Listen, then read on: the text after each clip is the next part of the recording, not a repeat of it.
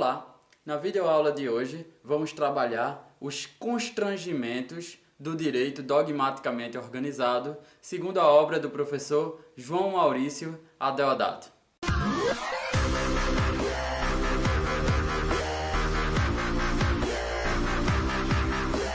Primeiro, um esclarecimento do que viria a ser constrangimento. Constrangimento não é no sentido comum, é mais no sentido de obrigação. No sentido de que o juiz precisa, ou o advogado, o jurista de modo geral, precisa obedecer a esses constrangimentos para atuar em um direito dogmaticamente organizado. O primeiro constrangimento que o mundo jurídico precisa obedecer é o de fixar textos normativos. O que é isso? Para o direito ser dogmaticamente organizado, segundo João Maurício Adeodato, a primeira obrigação que tem esse ordenamento jurídico é de ter normas explícitas, fixar textos normativos. O nosso exemplo é aquele que está no artigo 59 da Constituição Federal. Como vocês podem ver, há uma seção na Constituição denominada do processo legislativo, que estabelece no seu artigo 59 quais são os tipos de textos legislativos que poderão ser feitos no Brasil. Assim como há uma seção denominada da emenda à Constituição, que estabelece como a Constituição brasileira poderá ser emendada. E por fim, no artigo 61, há uma subseção chamada das leis, que estabelece como as leis no Brasil são feitas. Vejam que no artigo 59 e nos seguintes da Constituição Federal é estabelecido o que nós juristas chamamos de processo legislativo. As regras que têm que ser seguidas para que uma lei saia de um projeto de lei, uma ideia, até ser publicado e virar uma lei de fato. Então, são essa série de procedimentos que a lei deve seguir para que os textos normativos sejam fixados. O segundo constrangimento do direito dogmaticamente organizado é o de dizer o que os textos significam, o que os textos normativos significam. Veja, nós já fixamos os textos normativos e agora vamos dizer o que eles significam. Esse constrangimento ele pode ser obedecido de duas formas.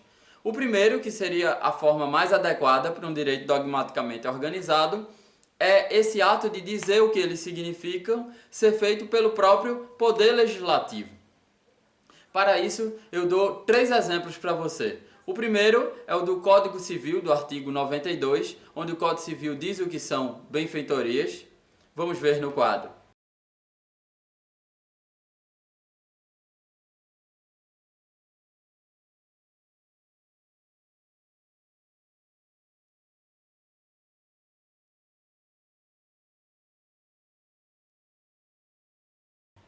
O segundo exemplo está na Lei 8.112/90, que trata do regime jurídico dos servidores públicos federais, onde no início dessa lei é definido o que é cargo público e o que é servidor público.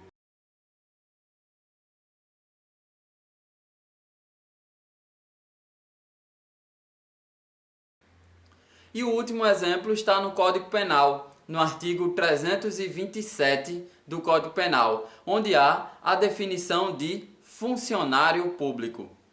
Vejam no quadro.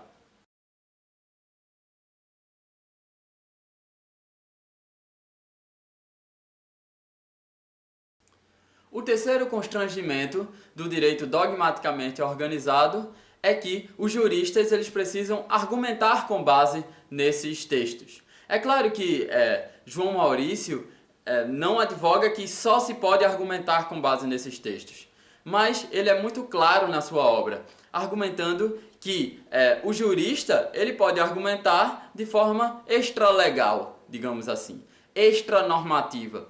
O jurista pode argumentar com base em normas religiosas ou em normas morais. Mas o jurista sabe, e principalmente o advogado sabe, que quando a lei está a seu favor, é muito mais fácil para ele ganhar uma causa do que quando a lei não está a seu favor.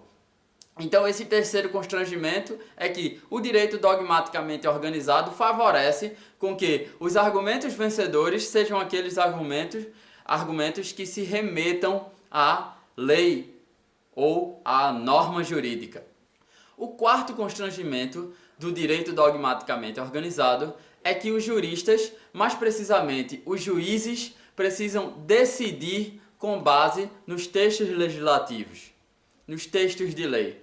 Isso é uma obrigação imposta pelo artigo 126 do Código de Processo Civil, como vocês podem ver no quadro a seguir.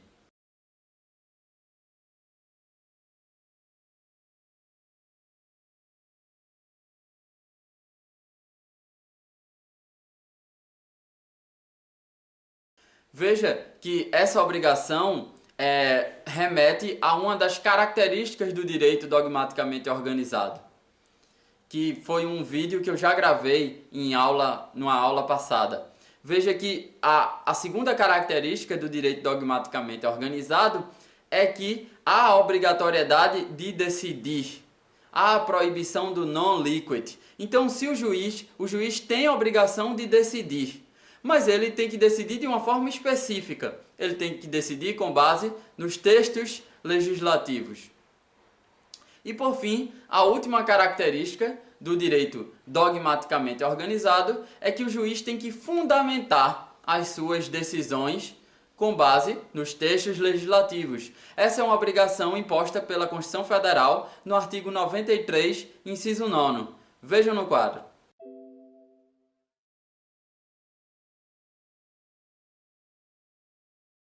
Veja que, pelo princípio do livre convencimento motivado, o juiz ele decide conforme o seu entendimento, mas é necessário que, para uma decisão que obedeça a um direito dogmaticamente organizado, ela seja feita com base nos textos legislativos. E o juiz é livre convencimento motivado. O convencimento é livre, só que ele tem que fundamentar, motivar esse convencimento.